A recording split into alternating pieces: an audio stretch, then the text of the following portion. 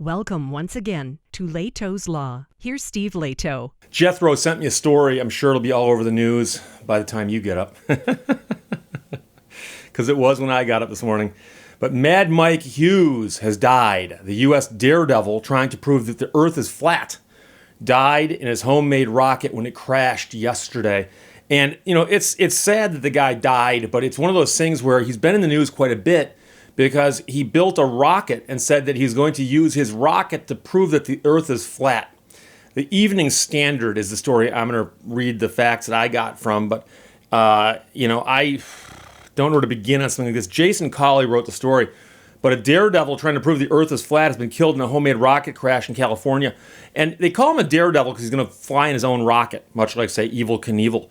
But I don't think he was trying to do it to prove how brave he was. That, in my mind, is what a daredevil is. He actually thought he was conducting some sort of experiment. Now, we can talk about how good that experiment was and whether there's easier ways to do what he's trying to do, but that's not the point. Michael Hughes did go by the moniker Mad Mike. He was attempting to launch his steam-powered rocket to an altitude of 5,000 feet from a site in the desert northwest of Los Angeles, but crashed 20 seconds after takeoff. See, I'm not sure what you think you can see at 5,000 feet that you couldn't see from, like, say, I don't know, an airplane?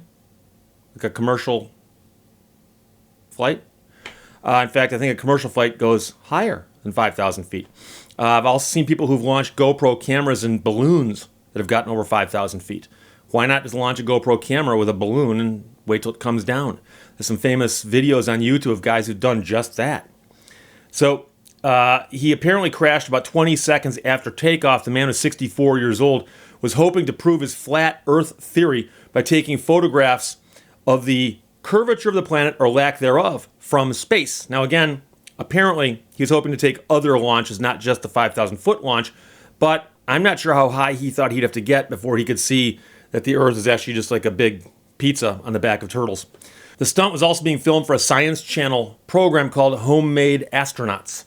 That program confirmed his death by tweet, saying Michael Mad Mike Hughes tragically passed away today during an attempt to launch his homemade rocket.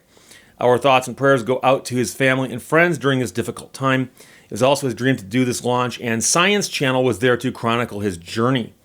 The San Bernardino Police Department did not identify him by name, but they confirmed that someone had died in a rocket crash about 2 p.m. local time on Saturday. Video of the launch shows Mr. Hughes' rocket arc off to the right almost immediately after takeoff, with what appears to be a parachute falling away from the craft. The rocket then plummets nose first to the ground. The crash happened in open desert near Barstow, which is northwest of San Bernardino, as they say. San Bernardino County Sheriff Coroner Public Information Officer Cindy Bachman said, and this is her quote, "A man was pronounced deceased after the rocket crashed in the open desert during a rocket launch event. Medical aid was staged for the launch and on scene immediately." Mr. Hughes had built a rocket with the help of partner Waldo Stakes, and the pair were one of 3 teams featured in that Science Channel program, Homemade Astronauts. Mr. Hughes had previously taken off in a homemade rocket 2 years ago, reaching a height of 1,800 feet before what was described as a hard landing. He was apparently a limo driver, and his other job was taken away by paramedics on a stretcher back then, but simply said he had a sore back. He reached an estimated speed of around 350 miles per hour before pulling his parachute. However, he had to deploy a second one because the craft was plummeting too quickly. That was in the previous launch. He said at the time, "I'm tired of people saying I chickened out and didn't build a rocket. I'm tired of that stuff. I manned up and did it." I don't know if anybody's questioning his building of rockets. He obviously built 2. Am I glad I did it? Yeah, I guess, referring to the first one. I'll feel it in the morning. I won't be able to get out of bed. At least I can go home and have dinner and see my cats tonight. Homemade Astronauts was to follow the self-financed, self-made teams in their quest to reach the Kármán line, which is the invisible distance 62 miles above the Earth's surface, considered as the beginning of space. And I'm not going to get into an argument with anybody about this because there's all kinds of debates at what point you are in the atmosphere, you leave the atmosphere, are you in outer space, inner space?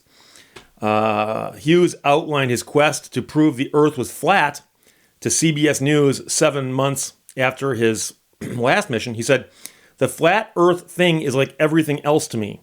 I just want people to question everything. Question what your congressman is doing, your city council, question what really happened during the Civil War, what happened during 9/11. He said he built his homemade rocket through trial and error, adding, you don't get a lot of second chances, though, in the rocket business. And that seems rather like a forewarning of sorts, but of course, foreshadowing.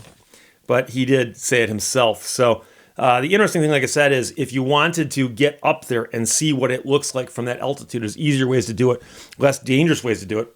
I strongly urge, if you have not seen it yet, I think everybody should watch the video of Felix Baumgartner jumping out of the balloon capsule a couple of years ago. It's a few years old now.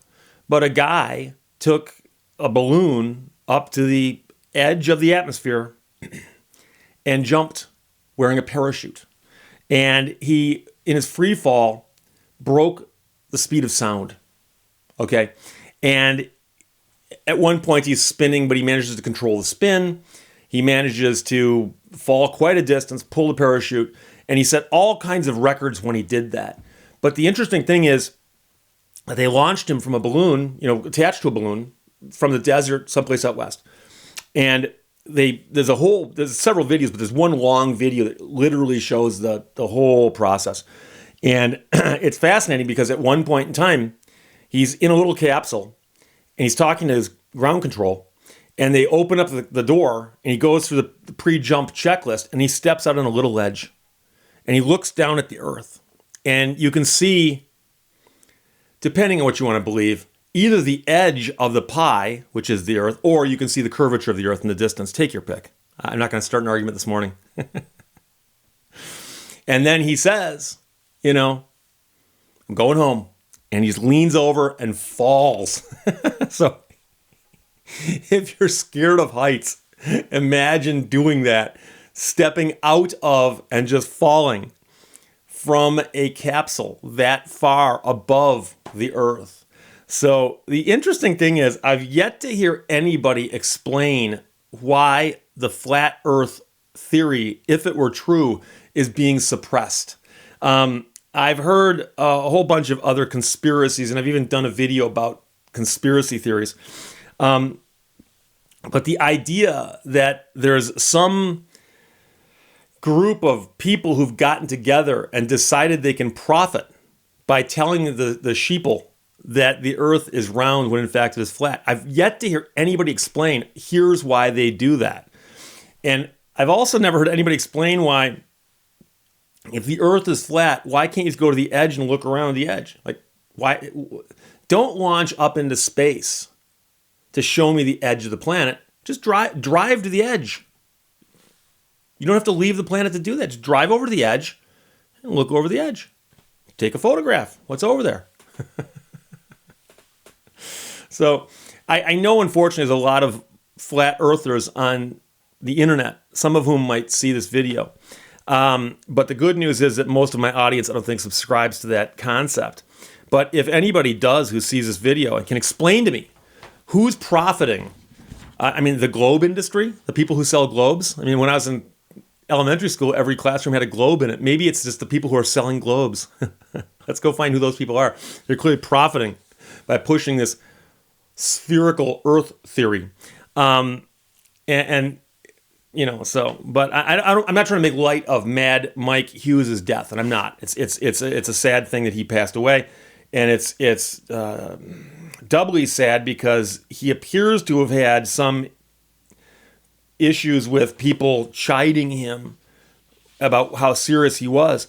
And if the man had convictions, don't get me wrong, if you have strong convictions about anything, I have no problem with that. I would rather meet people who've got strong convictions than people who go, I haven't thought about it. I don't know. Who knows? Oh, whatever. Do some research and have a belief. That's great. And if you want to debate that belief, you should be prepared to debate it. So I will end this tirade of mine, and it's not much of a tirade, but it's early, that I've got that outstanding challenge that somebody can win the $100 bill that's behind me by providing you with a Supreme Court case citation that says you don't need a driver's license. And that challenge has been up now for over a year, and no one's even come close. And it's funny because I get angry emails from guys who say, well, Steve, I can prove it to you, but not with a Supreme Court case, which is the only way you can prove that the Supreme Court said something is through a Supreme Court case. And so I'm now getting angry phone calls, and I got one last night from a guy yelling at my voicemail at some 4 o'clock in the morning or something about how he'd like to talk to me about it, but he's not going to leave a message. He's not going to email me. He wants to talk to me about it.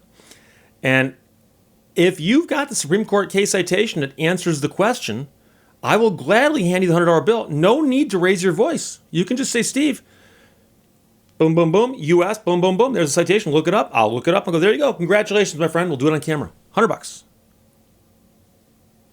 But no, people want to scream and yell about it. So if you've got a conviction that you cannot support, I would urge you to go do more research.